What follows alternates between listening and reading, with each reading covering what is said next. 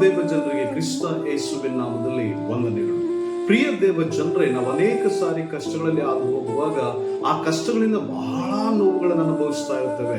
ನಮ್ಮ ನೋವು, ನಮ್ಮ ವೇದನೆ, ನಮ್ಮ ವ್ಯಾಕುಲವು ಯಾರಿಗೂ ಅರ್ಥವಾಗುವುದಿಲ್ಲ, ಯಾರು ತಿಳಿದುಕೊಳ್ಳಿಕ್ಕೆ ಅಸಾಧ್ಯವಾಗಿರ್ತದೆ.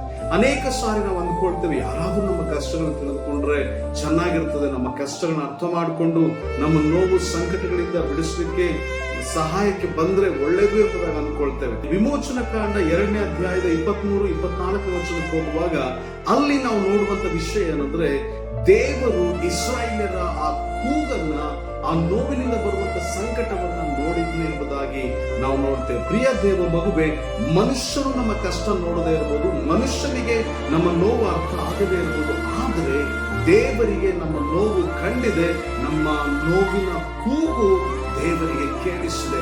ಹಾಗಾಗಿ ಸೋಲ್ಬೇಡ, ಚಿಂತಿಸಬೇಡ, ಭಯಪಡಬೇಡ. ದೇವರು ನಿನ್ನ ನೋವನ್ನ ನೋಡ್ಲಿಕ್ಕೆ ಸಮರ್ಥನಾಗಿದ್ದಾನೆ. ದೇವರು ನಿನ್ನನ್ನೂ ಸಹ ಕಾಯುವವನಾಗಿದ್ದಾನೆ. ಆಮೆನ್.